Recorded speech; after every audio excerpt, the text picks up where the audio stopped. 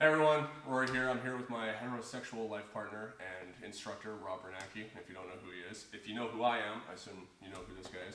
We're going to be going over talking about the Caio Terra ankle lock defense, also known as like the Dela Riva ankle lock. A lot of videos kind of starting to show how it's done, but I don't see anything on the defense. Rob has a great, about an 8-minute video with Stephan Kesting going over how to do this ankle lock. And so I'll link that down below. Which, by the way, is nowhere near long enough because our module on this, on the online academy on BJJ Concept, is 18 videos. 18 videos, and these things are like 5 to 8 minutes. There were 7 videos just leading up to the part of knocking the guy down. So if you are if you're trying to get to the point where you want to master this thing, I recommend just checking it out, even if you don't like us and you just want that one thing. Just go in there and get that. So you've hit it now in competition at the black belt level, which is awesome. You learned it from Caio Terra himself like 4 years ago. Getting close to 5 at this point. 5, yeah.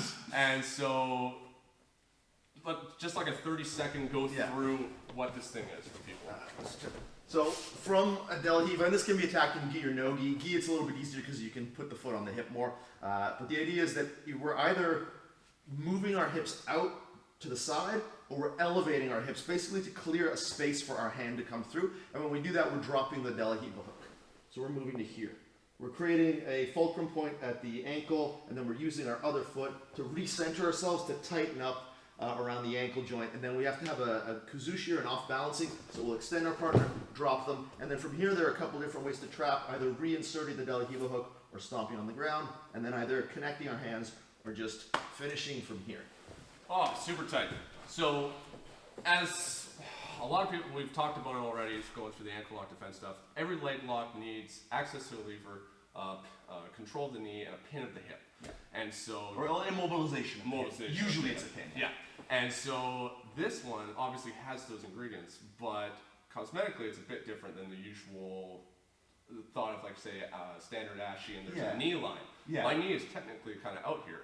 So how is this being controlled? I think that's why we use, like when we did the modern leg lock formula, whenever we teach leg lock material, that's why we use the nomenclature, or like the system that we do, which is you need control and immobilization rather than, okay, I've got to have a wedge above the knee and I've got to have, so like the standard ashi, everything that I'm using to control your leg is above the knee until I attack it and then end the lever. But everything is from the knee and above. But if I were to, this is like super abstract, but like if I were to do this, I'm still like, try to lift your hip. I can't really move. Very difficult. And if I do, the knee's not actually moving, so it's not helping me at all. Yeah, exactly. And the more, let's say, if I'm able to do this, try to lift your hip. Oh, definitely not. Right, so I don't really have a bunch of control above your hip, but I'm immobilizing your hip via a lever. So there's multiple ways to do it, and same thing with the knee. As long as I'm creating some sort of wedging force that allows me to control, this lever, the bottom half of your leg, I've got that control, and then all I need is some control of the end of the lever here, which is the foot. Yeah. And additionally, because of the butterfly hook, so if we go into the Dela Riva, because of this butterfly hook or this control, I've got a lever to your hip. So now if you go to lift your hip, it's not quite difficult, right? Yes. So that's all. We just need to achieve the objectives set out by those basic parameters, those concepts.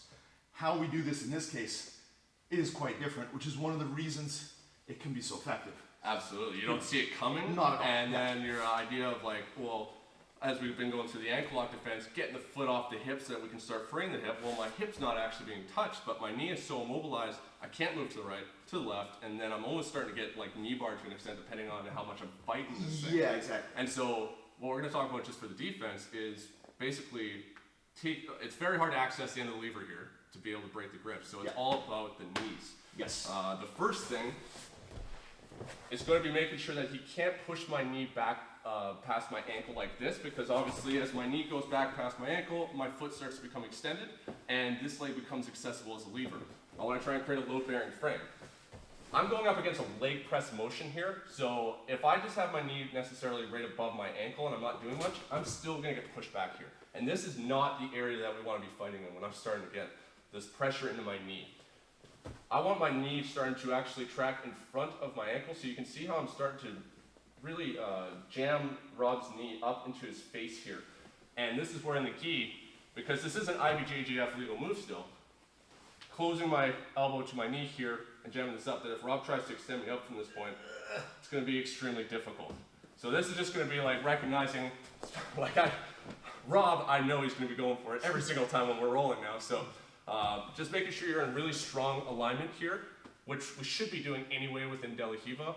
And if you need to, this arm's going to be obviously really involved going deep for the ankle lock. So I'm going to be able to get this grip on the gi. This arm's going to be hand fighting. I need to make sure that I'm keeping myself in this strong position. So for that knee, and it's why you're hipping out here, is that he's basically putting my shin right into the crook of his knee pit. And so we kind of think of it how we assume we're both explaining it the same way now, where the shin, we're kind of thinking of it like a triangle. The pointy part of the shin would be the tip of the triangle, and you're basically creating a little hat that's just going to be fitting over top of my leg here. And so if that triangle fits into the hat, then I'm basically stuck at that point. I got a wedge. Is that the term we're going with, a little hat? Little hat. Okay. That's how I'm thinking about it. I may be showing like some sort of an angle here, but if my knee is just going to be sitting here on the top of his hamstring, no matter how much he's pushing into me, I'm going to be able to rotate my leg freely in and out. If he adjusts and caps over top here, I can no longer turn without my leg really putting pressure into his hamstring, which is just uncomfortable for me. And if I try and turn out, it's going to be a hell of a mess at this point. So, at least for me, for sure, the main way that I look to defend is turning the knee just slightly in. Right. Just to basically offset the shapes. You want to create an ill-fitting hat. An ill-fitting hat. The ill-fitting hat defense is what this will be labeled, and it'll get 3 views. Yes. Main thing is I gotta be focused on, obviously if I'm doing this, I'm gonna be turning my knee in slightly. My hips are gonna be moving with me, so I'm not gonna be just internally rotating my hip here and just causing a lot of pressure that's uncomfortable. I'm gonna actually turn myself right here to turn my knee in slightly at a 45-degree angle.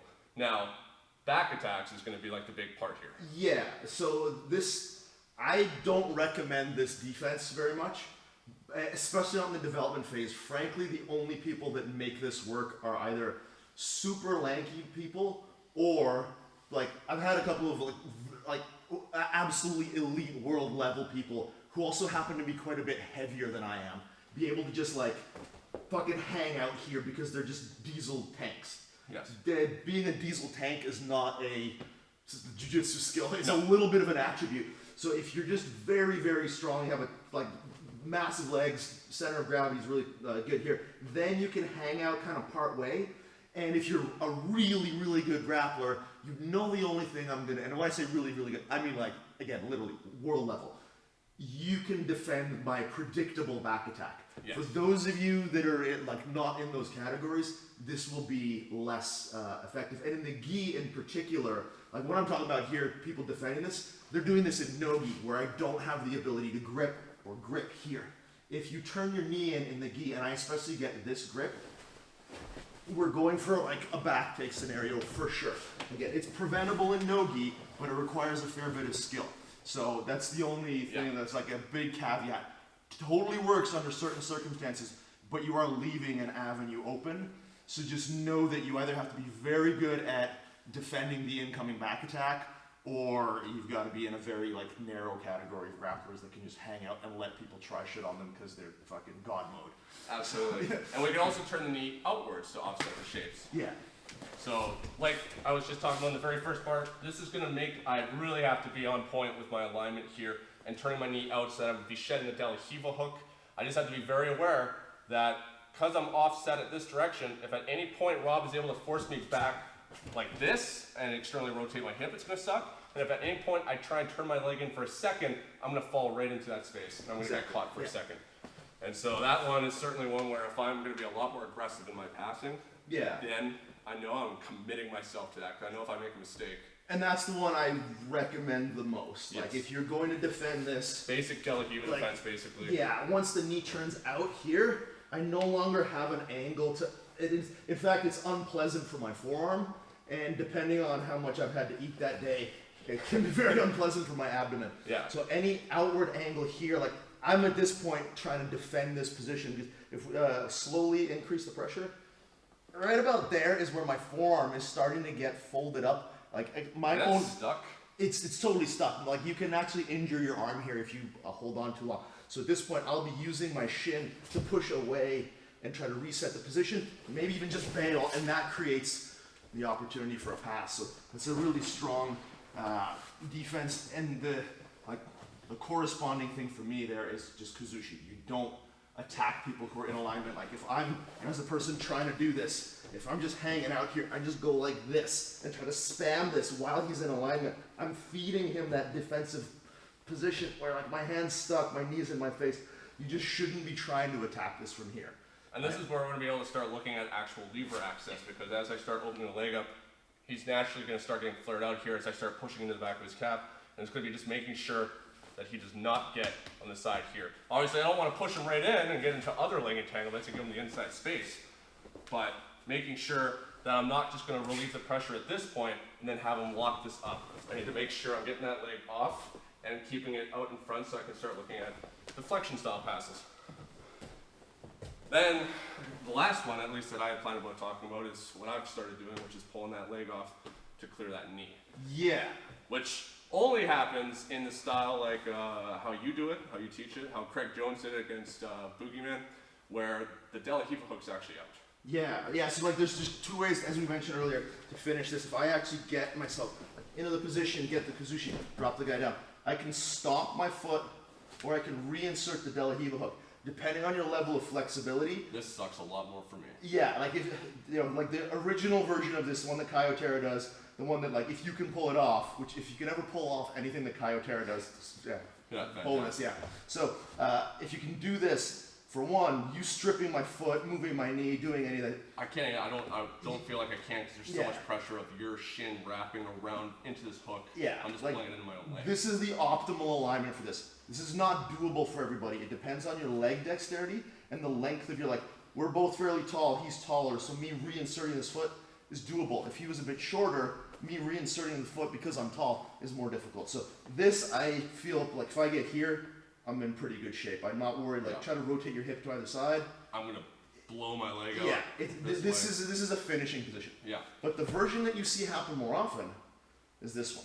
Most of us aren't flexible enough in body type. And just, life isn't perfect. Things don't kind of end up like exactly the way we want them to. If you turn your hip a little bit as we're falling, and I'm not able to quite get that. I'm still trying to finish by stomping into the ground and arching here. Yeah. Right? So this is the defense you're talking about, is to this position. Yeah, very hard front. Like if you can, and this is going to be against people that aren't anywhere near as good at this, you might be able to just grab this leg and start getting this. Yeah. But it's going to be really tough to do. Yeah.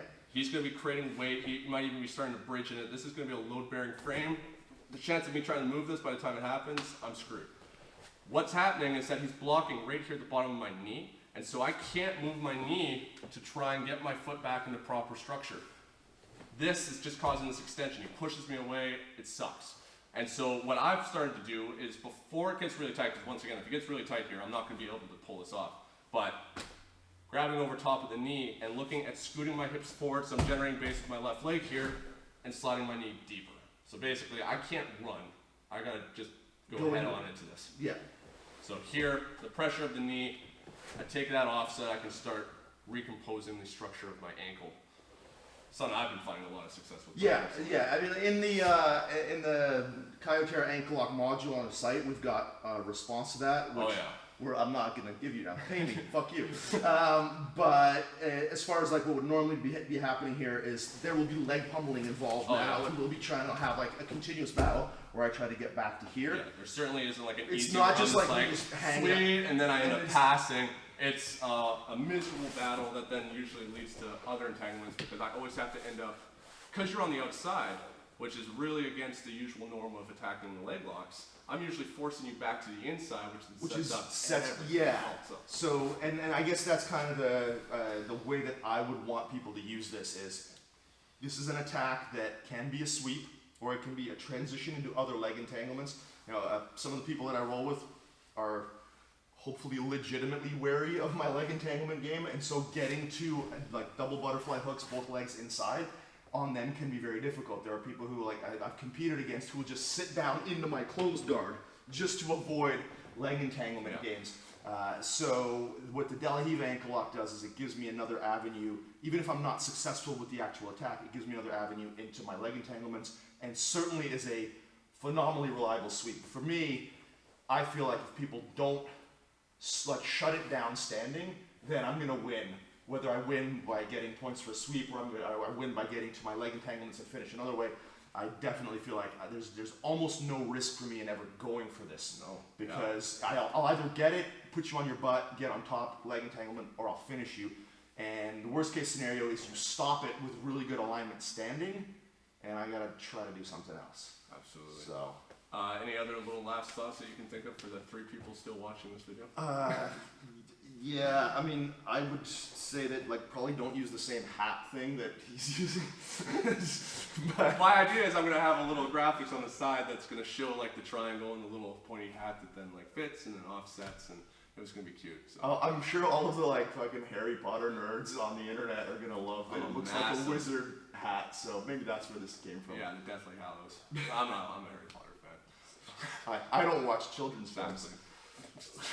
All right, so I'm not trying to lure children to my home, so I don't know anything about children's movies. It's so effective.